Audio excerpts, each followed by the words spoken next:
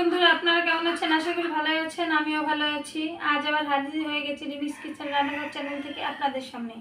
আজ করব আলু আর ফুলকপি দিয়ে তেলাপিয়া মাছের একটা ঝোল। এখানে আমি আলু ফুলকপি ভেজে নিয়েছি, এখানে তেলাপিয়া মাছটা ভেজে নিয়েছি, এখানে বেটে নিয়েছি আদা জিরে, আর এখানে বেটে নিয়েছি শুকনো লঙ্কা, এখানে আছে গরম মশলা বাটা।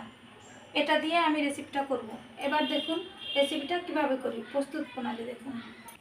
গ্যাসে কড়াইটা বসিয়ে দিয়েছি, কড়াইটা গরম হয়ে গেছে। এবার আমি পরিমাণ মতো তেল দিয়ে দিচ্ছি।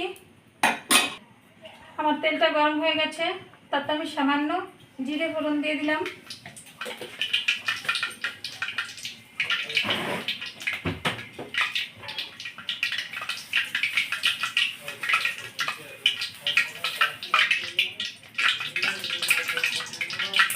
দিয়ে দিলাম দুটো তেজপাতা। আমি দিয়ে দিলাম আদা জিরে বাটা। এবার দিয়ে দিব পরিমাণ মতো শুকনো লঙ্কা বাটা।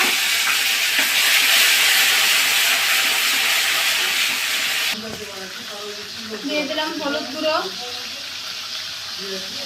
এবার দিয়ে দিলাম পরিমাণ মতো লবণ। দিয়ে মশলাটা সুন্দর করে কষিয়ে নেব।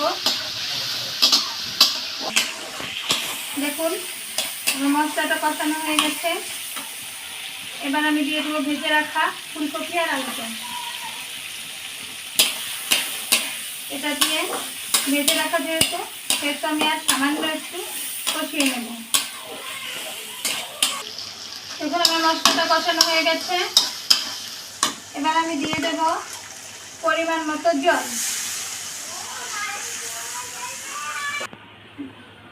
আমি পরিমাণ মতো জল দিয়ে দিয়েছি। এবার আমি এটা জাল হতে দেবো।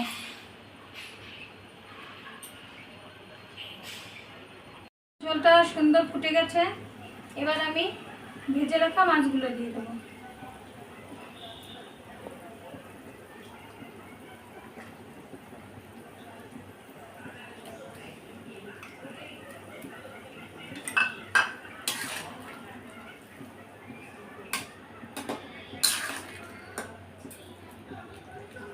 মাছ দিয়ে আমি গ্যাসের আঁচটা কমিয়ে দেব। কমিয়ে দিয়ে বেশ ভালোভাবে এবার জালটা করে নেব।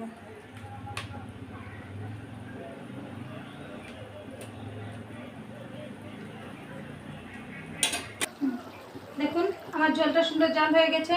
এবার আমি গরম মশলাটা দিয়ে নামিয়ে নেব।